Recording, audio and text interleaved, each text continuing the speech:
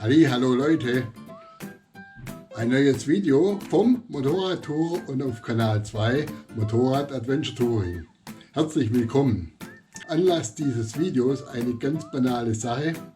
Ich habe ja in den Vorstellungsvideo zur Moto Guzzi Stelvio und zu dem Fazit nach 3000 Kilometern schon meine Meinung zu dem MIA-System geäußert. Das ist dieses System von Moto Guzzi, wo zum Beispiel eine Routenführung auf dem Display angezeigt werden kann. Ich habe dann gesagt, ich brauche es nicht. Da haben wirklich sehr viele Leute geschrieben und auch jetzt im Nachgang habe ich sehr viele Anfragen und Kommentare bekommen, ob ich denn das nicht einmal erklären könnte, was denn jetzt da der Unterschied ist zum Navigationsgerät und so weiter. Erst am Wochenende war wieder eine Anschrift und also ich habe mich jetzt dazu durchgerungen, das jetzt mal zu machen und einfach auch mal für alle zu zeigen, wie es denn geht und was ich brauche vor allem. Also brauchen tue ich mal auf jeden Fall das System MIA von Moto Guzzi. Dann brauche ich ein Android-fähiges Gerät oder ein iPhone und dann brauche ich eine Datenverbindung mit dem Ding, das ist ja klar. Und ansonsten brauche ich noch ein Headset am Helm und ja, das war's. Und wie jetzt das funktioniert, das zeige ich euch jetzt.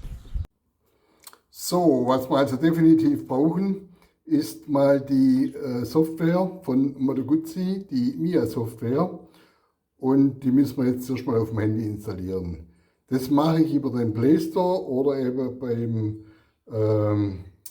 beim iPhone. Also ich brauche ein Android-Gerät oder ein iPhone dazu.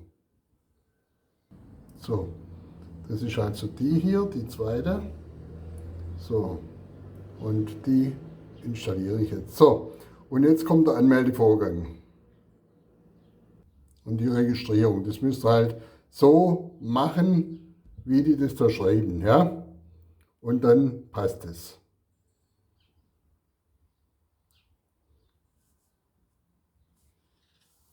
Jetzt kommt hier die Anmeldemaske und da gehe ich jetzt einfach mal oben auf den roten Button anmelden. So, die Anmeldung hat geklappt. Nächster Step. Holen Sie das Beste aus Ihrem Moto Guzzi Fahrzeug heraus. Moto Guzzi MIA. So, jetzt wieder eine Verbindung zum Motorrad aufbauen. Wir haben also jetzt eine Stelvio, die neue.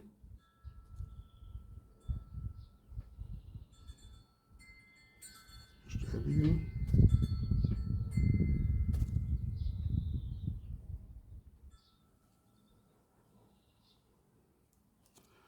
Okay.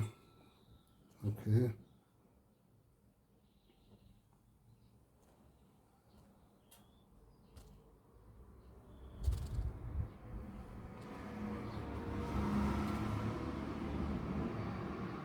So, und jetzt gehe ich auf Verbinden. Ich rufe dann das Menü auf, indem ich den Pfeil nach rechts drücke und halte. So, jetzt komme ich an dieses Launcher-Menü.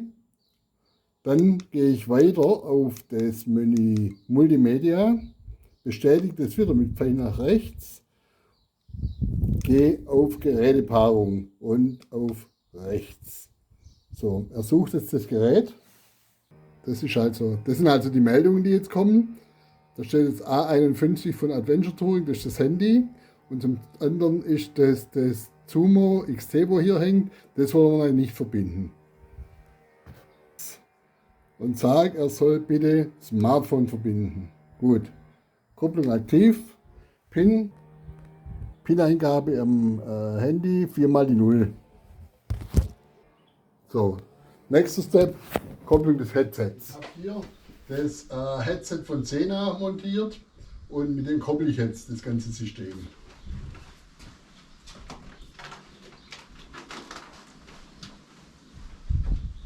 Gleiches Spiel. Ich gehe jetzt wieder Pfeil nach rechts, drücke ich drauf, bleib drauf, gehe wieder in den Menüpunkt Multimedia, Pfeil nach rechts und sage Geräte Pairing. Pfeil nach rechts, suchen, schalte es jetzt ein hier.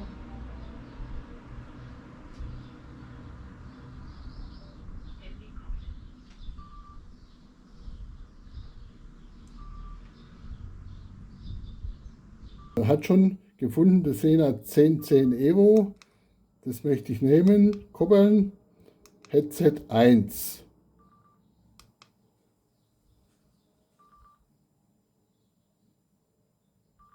So, ich kriege jetzt auch hier die Meldung, dass das Headset gekoppelt ist. Dann, was können wir machen mit der Mia-App?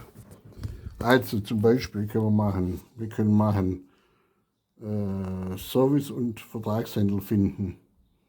Da geht eine Maske auf. So, also hier gleich bei mir um die Ecke habe ich einen Händler, klar, den Roland S. Und ansonsten zeigt er mir das an. Also hier wäre dann der nächste Händler. Also das ist eine gute Sache. Dann geht es weiter zurück. So, und jetzt probieren wir aus, was wir jetzt gekonnt haben. Also zum einen, ich habe jetzt mein anderes Handy gekoppelt, ein neues Handy. Das hat wirklich sehr schnell funktioniert. Das alte, ich weiß nicht, warum das nicht geklappt hat, aber gut, es ist ja, wie es ist. Also, wir sind jetzt im Menü und also das ist das Fahrmenü A, Fahrmenü B und jetzt die Griffheizung braucht man nicht und die Sitzheizung braucht man auch nicht. Und jetzt habe ich Windschild auch nicht und jetzt habe ich hier das A55 von Ulrich, das ist mein Gerät. Und ihr seht schon hier oben, letzte Anrufe. Wird geladen und da kann ich jetzt durchblättern. Mit der Pfeiltasche nach oben oder nach unten kann ich jetzt das sehen und kann dann, denke ich, auch anrufen. Dann Musik. Okay. Sprachsteuerung. Sprechanlage habe ich verbunden, oder? Doch, habe ich verbunden. So, jetzt geht es wieder Funktion. Wie komme ich jetzt in das Menü Navigation? So, das ist das Grundmenü. Ich stehe jetzt hier unten mal auf Fahrzeuge und erfasse mein Fahrzeug. Silvio. So, das gebe ich jetzt mal ein. Unten könnt ihr in dem Menü scrollen. Ich habe jetzt auch echt eine Weile gebraucht, bis ich es gefunden habe. Also in der Menütaste findet ihr Navigator Abonnement. Kostenlos 3 Jahre. Und sage ich jetzt mal anfangen. 3 Jahre kostenlos. Okay. Aktivierung. Bestätigen.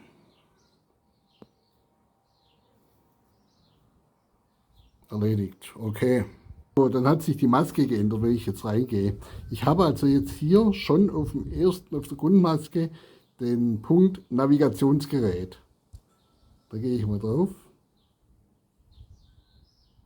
So. So, ich drücke hier unten rechts drauf.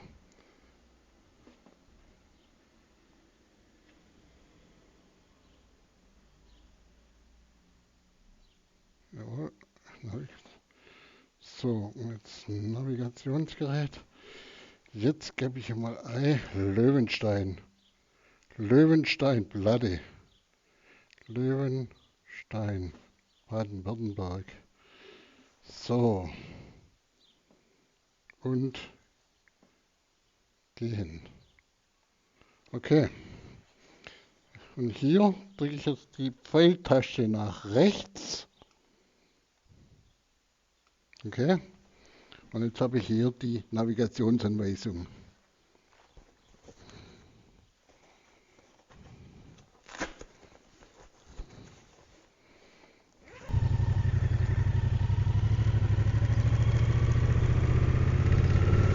So, das Display hat sich jetzt ein bisschen verändert. Ich habe hier oben links das Ziel und hier die Fahrtrichtungsanzeiger.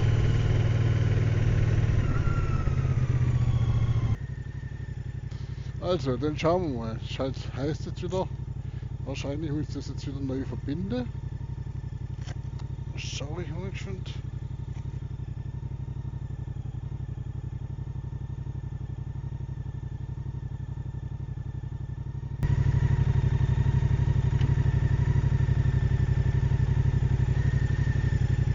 Also, dann schauen wir mal. Das heißt jetzt wieder, wahrscheinlich muss ich das jetzt wieder neu verbinden. Schau ich mal schon.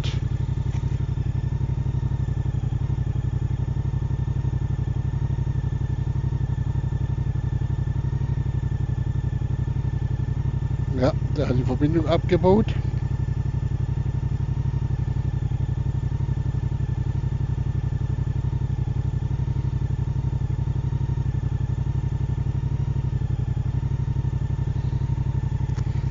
Das ist natürlich ein Nachteil, wenn ich jedes Mal, wenn ich kurz weggehe, das Handy neu machen muss. Kann auch sein, das ist eine Einstellungssache, ich weiß es nicht, auf jeden Fall. Warten Sie jetzt hier zeigt er jetzt an den Kreisverkehr, der gleich kommt. Also dritte Ausfahrt Abfahrer, also ist schon eigentlich für eine Schnellnavigation reicht es absolut aus, muss ich echt sagen. Dann schauen wir uns mal noch ein paar Funktionen in der App an. Ich starte also wieder diese App.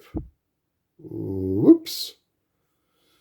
So, also nochmal, hier unten, den roten Button drückt er, dann baut er die Verbindung mit dem Motorrad auf. Und ihr seht jetzt schon hier, dass wir doch verschiedene Sachen noch haben. Und zwar, ich mache mal Navigation jetzt auf, habe ich jetzt erst bemerkt, da habe ich dann auch nochmal den Punkt zum Beispiel Einstellungen drin. Und zwar hier oben. Da kann ich dann nochmal einstellen. Hier zum Beispiel kürzeste Route, schnellste Route oder ausgeglichen. Ich denke, das kennt ihr ja schon vom normalen Navi. Dann hier unten Maut vermeiden oder Autobahn vermeiden oder und so weiter. Das kann ich wirklich hier auch nochmal in der App einstellen. Also die App kann schon ein bisschen was. So, dann gehen wir mal zurück. Was ich dann sonst noch drin habe, eine interessante Spielreihe, das sind hier oben die Statistiken. Die könnt ihr hier unten im Menü aufrufen.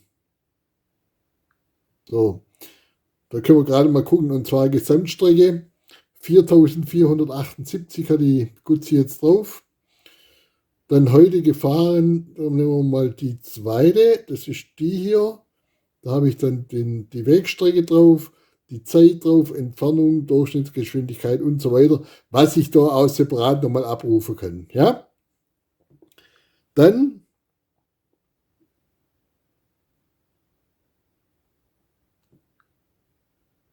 gibt es hier noch die Punkte Statistiken und Wartung.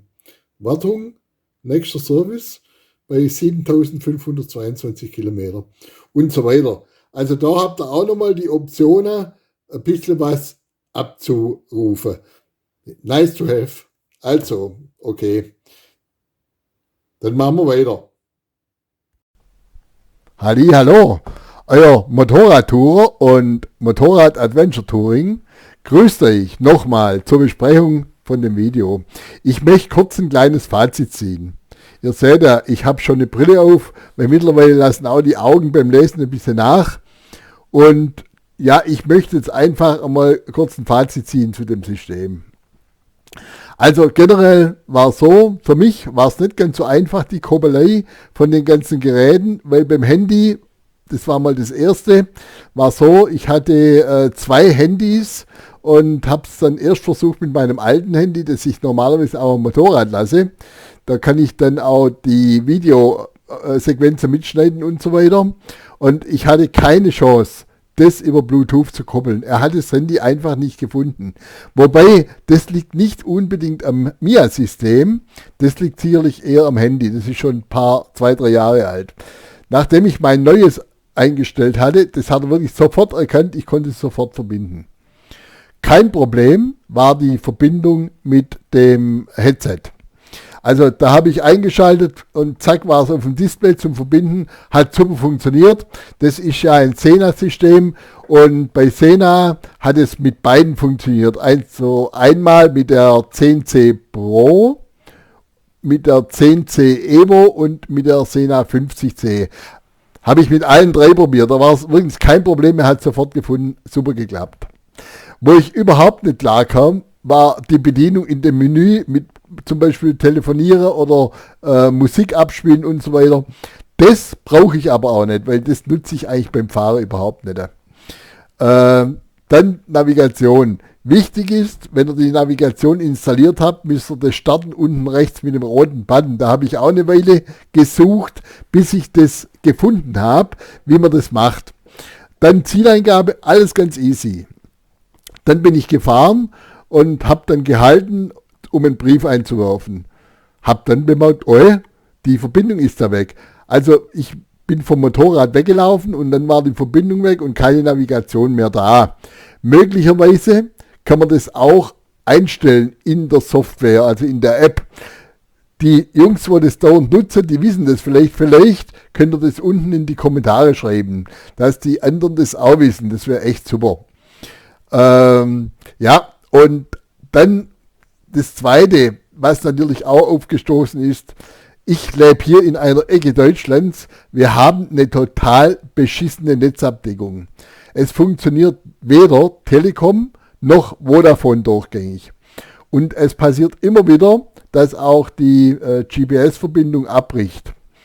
Also beim Wandern sind mir da schon viele Leute entgegengekommen, die wirklich verzweifelt waren, weil sie den Weg nicht mehr auf dem Handy gefunden haben. Und genauso funktioniert auch das. Ich habe es dann beim Fahren bemerkt, dass das Handy ausgestiegen ist und nachdem ich wieder Netz hatte, nicht mehr automatisch eingebucht hat. Also gleiches wie beim Punkt, wo ich geparkt habe. Ich denke, man kann es vielleicht einstellen, dass der die Verbindung wieder automatisch aufbaut. Weiß ich jetzt nicht. Ansonsten, wenn das dann funktioniert, man bleibt auf dem Motorrad sitzen und ich denke auch in Italien und so wird es astrein funktionieren, weil da haben wir eine ganz andere Netzabdeckung wie hier. Da reicht es sicherlich aus. Dann gibt es noch einen Punkt in der App, um GPS-Files zu importieren. Habe ich versucht, habe ich nicht hinbekommen. Also, ja. Also, ich finde das Garmin-System, das ich nutze, da schon deutlich voraus. Ich kann mit dem System genauso Musik abspielen. Ich kann natürlich auch genauso telefonieren. Genauso habe ich es ja auch verbunden bei mir. Allerdings muss ich natürlich erstmal diese 500 Euro oder was halt das Gerät kostet, in die Hand nehmen, um das zu kaufen. Andersrum ist so, dann kann ich mir das Mia sparen oder ich kaufe das Mia und probiere es erstmal mit dem aus. Also einen einzelnen Punkt zu finden, das funktioniert sicherlich. Also, ich hoffe, ich habe es einigermaßen verständlich erklärt. Ist ja für mich auch echt keine einfache Materie.